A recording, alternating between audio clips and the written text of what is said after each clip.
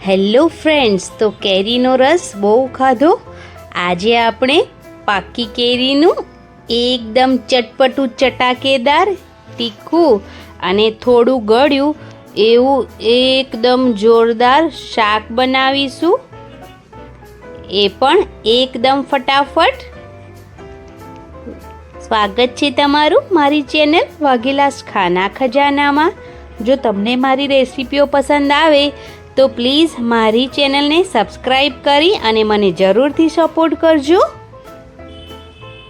મેં અહીંયા એક મોટી સાઈઝની ડુંગળીને ઝીણી કટ કરી લીધી છે અને કઢાઈ ગરમ કરી તેની અંદર 5 થી 6 ચમચી તેલ નાખી દીધું છે.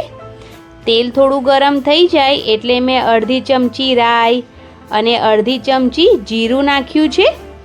બંને થોડું તતડી જાય એટલે નાની નાની કટ કરેલી ડુંગળી નાખી દીધી છે. હવે તેને એકદમ સારી રીતે આપણે સાંતળી લઈશું.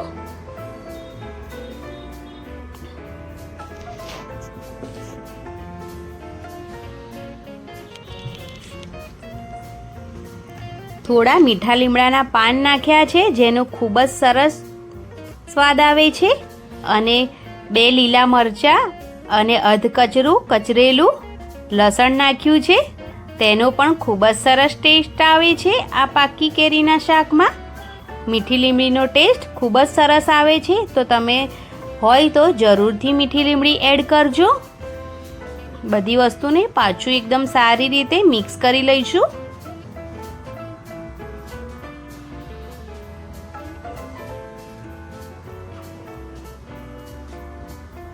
થોડા મસાલા કરી લઈશું. તો અહીંયા મેં સ્વાદ પ્રમાણે મીઠું નાખ્યું છે.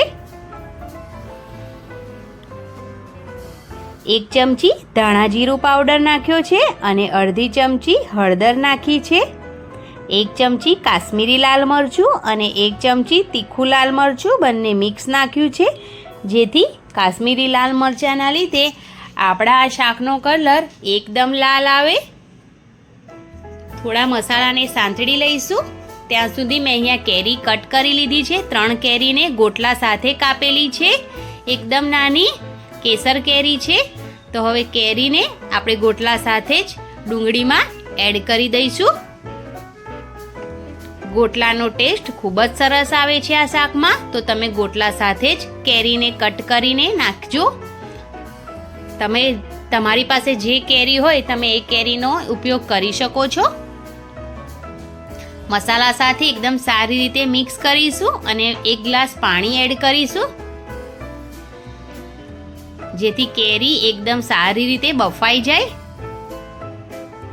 હવે મસાલા સાથે એકદમ સારી રીતે કેરીને મિક્સ કરી લઈશું.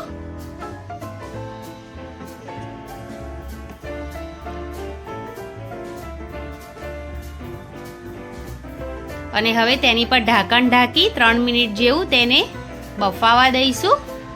હવે 3 મિનિટ પછી ચેક કરીશું.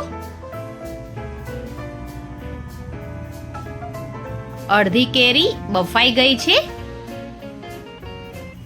તો હવે તેની અંદર આપણે અડધી વાટકી ખાંડ એડ કરી દઈશું. તમે ખાંડની જગ્યા પર ગોળ પણ એડ કરી શકો છો. આ શાક થોડું તીખું અને થોડું ગળ્યું વધારે સારું લાગે છે, તો તમે ખાંડ કે ગોળ જરૂરથી એડ કરજો. હવે ખાંડ જે નાખી છે તેને કેરી સાથે એકદમ સારી રીતે મિક્સ કરી પાછું ઢાંકણ ઢાંકી 3 મિનિટ જેવું આપણે તેને બફાવા દઈશું. તો હવે 3 મિનિટ પછી જોઈ શકીએ છીએ કે એકદમ સરસ ખાંડ પણ ઓગળી ગઈ છે. અને કેરી અને ગોટલાને પણ આપણે ચેક કરી લઈશું.